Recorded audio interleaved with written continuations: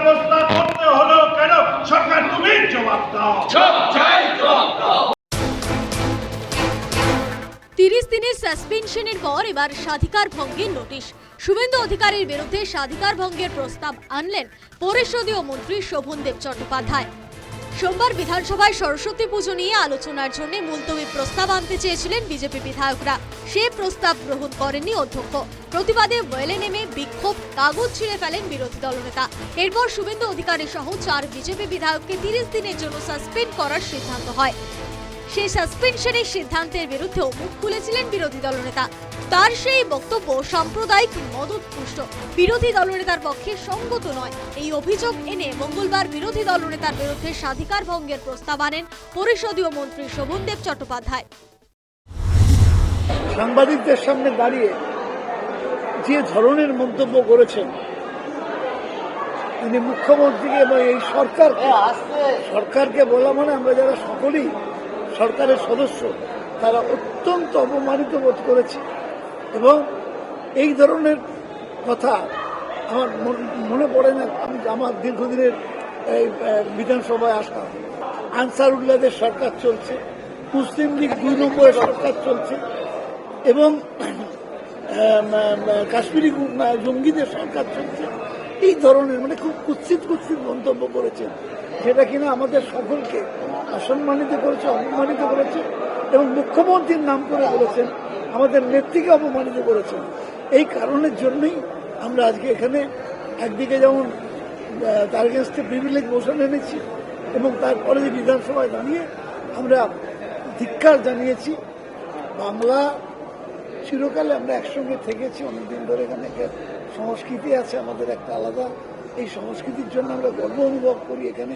সেইখানে দাঁড়িয়ে যদি এই ধরনের মন্তব্য করে উস্কানিমূলক বক্তব্য রাখা হয় শুধুমাত্র ভোট পাওয়ার জন্য। স্বাধিকার ভঙ্গের প্রস্তাবনার অনুমতি দেন অধ্যক্ষ বিমান বন্দ্যোপাধ্যায়। প্রস্তাব বিবেচনার জন্য পাঠানো হয় স্বাধিকার রক্ষা কমিটির কাছে। আগামী অধিবেশন শেষ হওয়ার আগে রিপোর্ট জমা দেওয়ার কথা জানানো হয়েছে। The manner in which he behaved yesterday inside the house, that is absolutely derogatory. And so far I am concerned, the papers which were given to them, they tore the papers and threw the papers towards me. And it is a sheer disregard to the chair, for which also I suspended them because the motion was moved by a member of the house, and accordingly it was put to vote and everybody consented to it. Therefore, thereafter he was suspended for 30 days or till termination of this session. রাজ্যপালের ভাষণে ধন্যবাদ জ্ঞাপক আলোচনায় মঙ্গলবার অংশ নেন মুখ্যমন্ত্রী মমতা বন্দ্যোপাধ্যায়। সে আলোচনা সরাসরি সম্প্রচারও হয়েছে।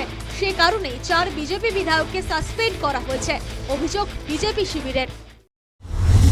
ওদের ভিতরের বক্তব্যের ভাষা আমি শুনেছি, ওরা ভয় পেয়েছে। ওরা হিন্দু আস্থা এবং হিন্দুত্বের যে আওয়াজ, এটাকে ভয় পেয়েছে। ये डर मुझे अच्छा लग रहा है।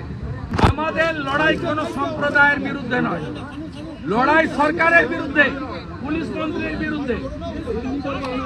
কেন পুলিশের জয়েন্ট সিপি ডিসি কে দিয়ে পুজো করতে হবে? মমতা ব্যানার্জি কলেজে পড়েছেন বলে দাবি করেন। ইনি পুরোহিতদের ভাতা দেন না, ইনি আমাদের রাজবংশী গুরুদের ভাতা দেন না, ইনি মতুয়া গোসাইদের ভাতা দেন না, ইনি জনজাতিদের যারা মাঝি গুরুদেব তাদের ভাতা দেন না, ইমাম মুয়াজ্জেম ভাতা দেন। আজকে মহামহিম রাজ্যপালের যে বক্তব্য, তার উপর আমাদের বক্তব্য ছিল আজকে, এবং মুখ্যমন্ত্রীও আজকে বলবেন। সুতরাং অনেক অপ্রিয় হলেও সত্য কথা আমরা বলে দেব এবং আজকে লাইভ টেলিকাস্ট করা হবে। আমাদের তো অন্য রাজ্যের মতো লাইভ টেলিকাস্ট হয় না, কালে বদ্রে হয়। সুতরাং যে কথাগুলি আমরা বলে দেব, বিরোধী দলনেতা বলে দেবেন, সেইটা কিভাবে আটকাতে হয়। নয়তো আমি তো জানি না কেন আমাকে সাসপেন্ড করা হলো। আমি তো কালকে আলোচনা চেয়েছি অধ্যক্ষ মহোদয়ের কাছে, সরস্বতী পুজোতে বাধা কেন দেওয়া হচ্ছে? একটা জায়গাতে নয়, পশ্চিমবঙ্গের বিভিন্ন জায়গায়। এইটা জিজ্ঞেস করা, আলোচনা চাওয়া কি অন্যায়? আমি তো ওয়েলেও নামিনি, তাহলে আমাকে কেন সাসপেন্ড করা হলো? আমি এই প্রশ্নটা রাখতে চাই অধ্যক্ষ মহোদয়ের কাছে। আপনি অধ্যক্ষ বলেই আপনি যা কিছু করতে পারবেন, আপনার হাতে সেই ক্ষমতা আছে, কিন্তু আপনি ক্ষমতার অপব্যবহার করছেন এবং আপনি যে সরকারের খুব ক্যালকুলেট করে আজকে আপনারা সাসপেন্ড করেছেন, খুব ক্যালকুলেট করে, যাতে আমরা কথা না বলতে পারি। বিধানসভা অধিবেশন চলছে, তবুও বিধানসভার ভেতরের আলোচনা উঠে আসছে না খবরে। বিরোধী দলের ওয়াকআউট, সরকার পক্ষে স্বাধিকার ভঙ্গের নোটিশ দেওয়া, বিরোধী নেতার সাসপেনশন, খবরে উঠে আসছে এইসবই। সংসদীয় গণতন্ত্রকে কতটা মজবুত করবে এই ধারা, তা নিয়ে সংশয়ে মানুষ। News time. পুলিশ প্রণায় পুজো কেন সরকার তুমি জবাব দাও